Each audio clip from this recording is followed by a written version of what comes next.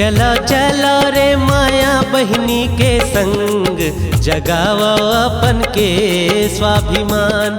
आवो आवो रे माया बहिनी के संग, ये रखते सबके ध्यान। नारी नहीं ये देवी बहिनी है भारत के अनमोल रतन।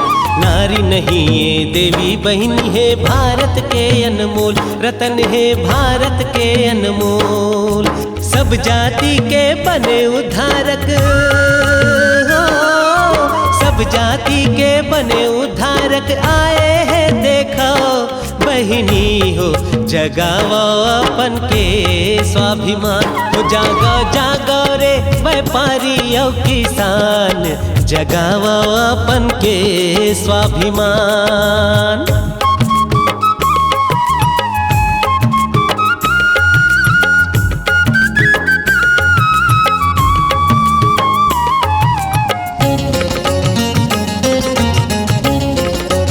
दलितों आदिवासियों को जो कानूनी अधिकार दिए हैं उनका सही से पालन नहीं हो रहा है, उनका सही से अनुपालन नहीं हो रहा है। उसका अनुपालन होना चाहिए। और इसके साथ ही बाबा साहब ने ये कहा था कि दलितों और आदिवासियों के अलावा और भी ऐसी जातियां हैं, अति पिछड़े वर्ग के लोग हैं, जिनकी हालत सामाजिक, आर्थिक और शैक्षणिक क्षेत्र में बहुत पिछड़ी हुई है। तो उन्हें भी आगे बढ़ने के लिए मौका मिलना चाहिए, आरक्षण जैसी सुविधा मिलनी चाहिए। ये बाबा साहब ने उस समय केंद्र में कांग्रेस पार्टी की सरकार को ये कहा, लेकिन कांग्रेस पार्टी ने इस ओर ध्यान नहीं दिया।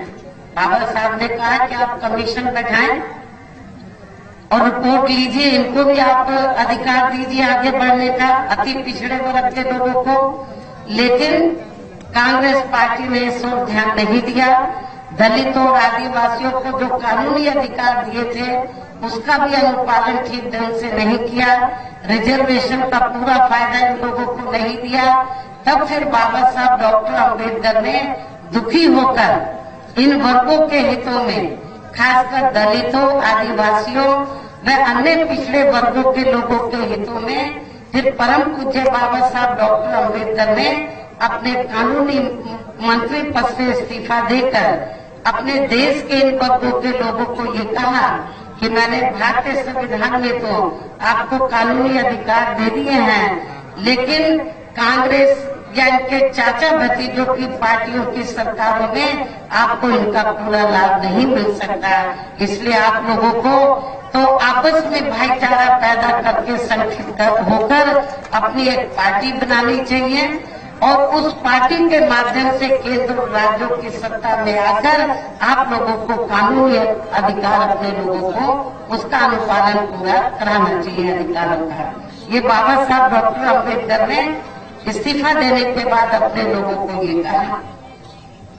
तो यदि कहने का तात्पर्य यह है कि यदि कांग्रेस पार्टी ने, जो बाबा साहब ने इन वर्गों के लोगों को कानूनी अधिकार दिए हैं, यदि उसका फायदा पूरा दिया होता, लाभ दिया होता, तो फिर बाबा साहब डॉक्टर अम्बेडकर को तो कानूनी मंत्री पद से इस्तीफा नहीं देना पड़ता और ना ही फिर परम पूज्य और ना ही फिर हमें भी बहुजन समाज पार्टी बनाने की जरूरत पड़ती और ना ही फिर गोंडवाना जनतंत्र पार्टी की भी बाद में बनाने की इधर आदिवासी एरिया में जरूरत पड़ती।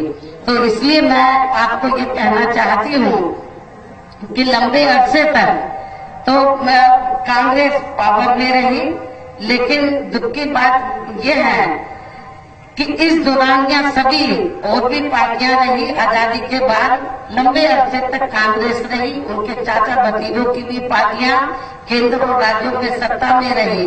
लेकिन दुख की बात यह है कि इस दौरान यहाँ सभी विरोधी पार्टियों की रही सरकारों में वे आपके प्रदेश सहित पूरे देश में भी सब समाज में से विशेषकर दलितों, आदिवासियों, पिछड़े वर्गों, मुस्लिम व अन्य धार्मिक अल्पसंख्यकों के साथ साथ गरीबों, मजदूरों, किसानों, छोटे व्यापारियों एवं अन्य मेहनतकश लोगों का भी पूरे ठीक ढंग से विकास व्यवस्था आदि नहीं हो सका।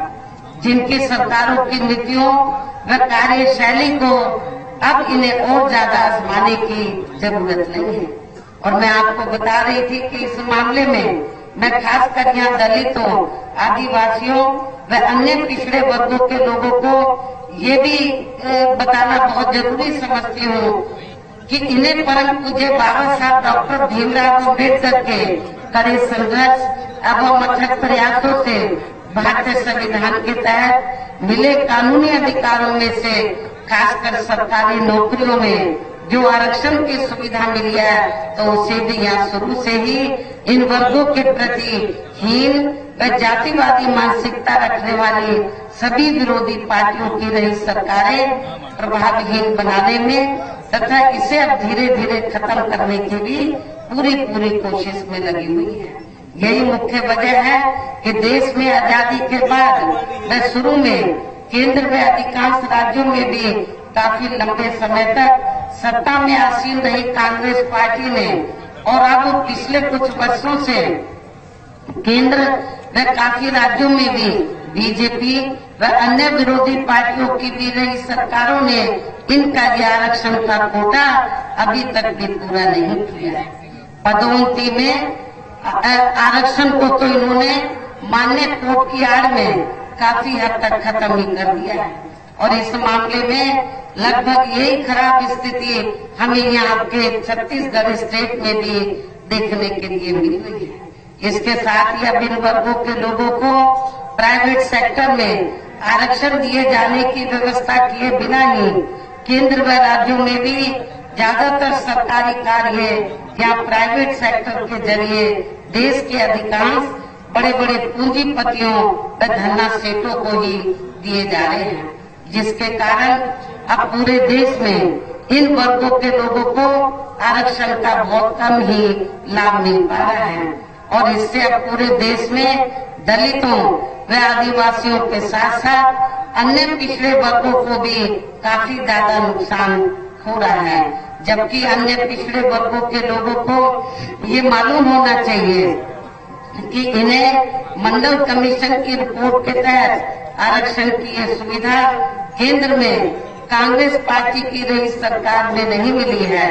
तो जो लोग आज जाति जनगणना की बात कर रहे हैं उनको भी मैं बताना चाहती हूँ, कांग्रेस पार्टी के लोग जो जाति जनगणना की बात कर रहे हैं उनको भी मैं ये बताना चाहती हूँ, इन्हें मंडल कमीशन की रिपोर्ट के तहत आरक्षण की ये सुविधा केंद्र में कांग्रेस पार्टी की रही सरकार में नहीं मिली है, बल्कि बीएसपी के कड़े संघर्ष एवं अथक प्रयासों से केंद्र में रही श्री बीपी सिंह की सरकार में ही इन्हें ये सुविधा मिली है, जिसका अब यहाँ जातिवादी विरोधी पार्टियों की सरकारें इन्हें पूरा लाभ नहीं दे पा रही हैं। ये बड़े दुख की बात है। ए बार वोट बसपा ला देबो कहत हवे नर नार, ए बार वोट बसपा ला देबो कहत हवे नर नार।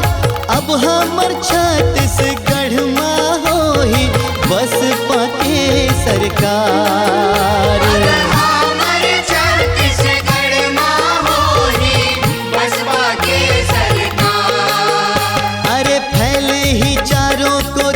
खुशहाली होही जब होही प्रदेश में बसपा के राज। आओ रे झूम के नाचो रे झूम के आही बसपा के राज। आओ रे झूम के नाचो रे झूम के आही बसपा के राज। घर घर जाओ ये समझा दो आगे आगे अवसर चल दो बहनी के साथ। आओ रे झूम के नाचो रे झूम के आही बसपा के राज। आओ रे झूम के नाचो रे झूम के आही बसपा के राज। घर घर जाबो ये समझा दो आगे आगे अवसर चल दो बहनी के साथ, अवसर चल दो बहनी के साथ।